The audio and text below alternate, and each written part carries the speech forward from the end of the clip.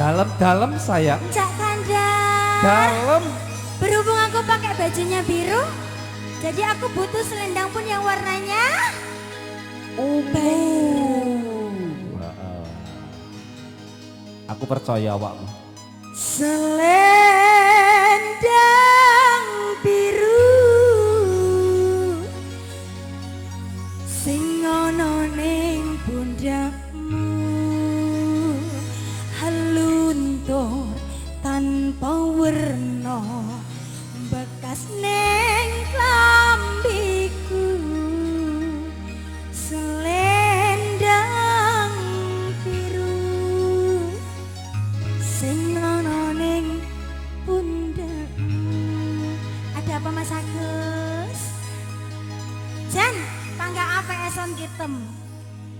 Hilang ra bakal balik ning tanganku, hilang luntur bareng tresnanku. Yuk kita goyang kembali, dikasih yang santai-santai, yang kalem-kalem dulu. Pangganyu R3 Hasai.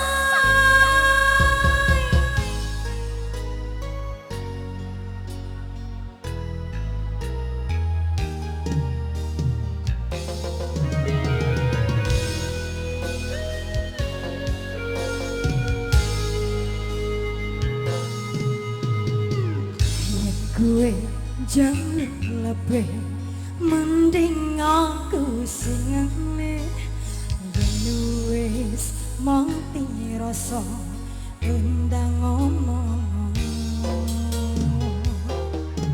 Apa te nyangga ke tresnanmu,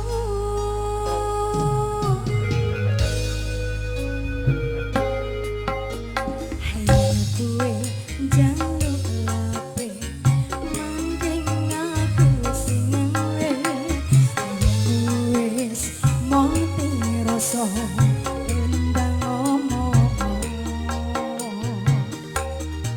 Ojo mbok candoli karo selendangmu,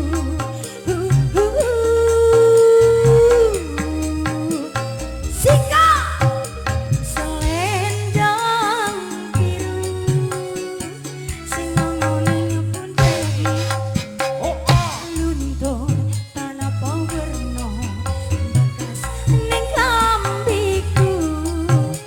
Selendang biru sing ana ning pundakmu, hilang ra bakal balik ning tanganku, hilang luntur bareng tresnanku. Cak, iki piye to Cak? Kok telas kebes iki Cak? Jaluk serbet. Tisu magic pun jadi Mas.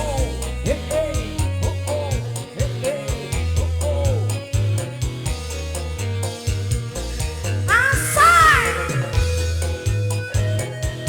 Bersama AVS Production dan juga URTK.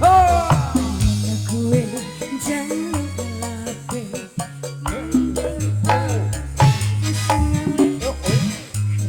wis mati rasa undang ngomong.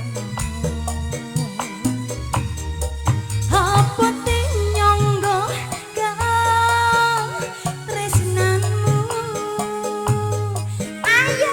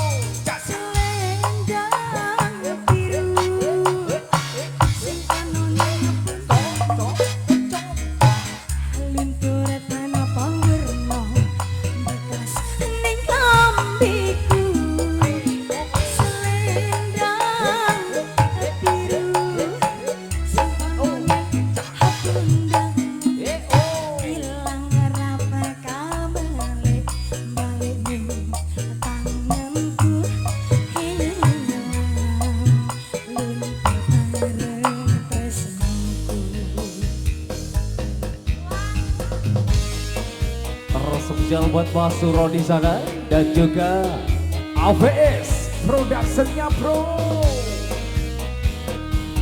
Cak, gobios Cak. Aku wis metu kabeh Cak. Aman, kuwi tugasnya Pak. Cak. Weh, weh. Yo, cak, cak, cak.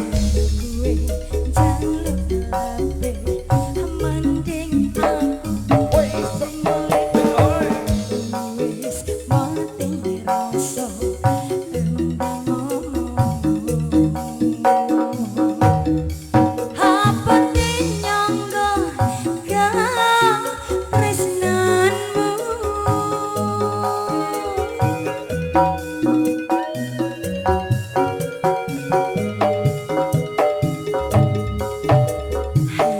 Gue jaluk kabeh mending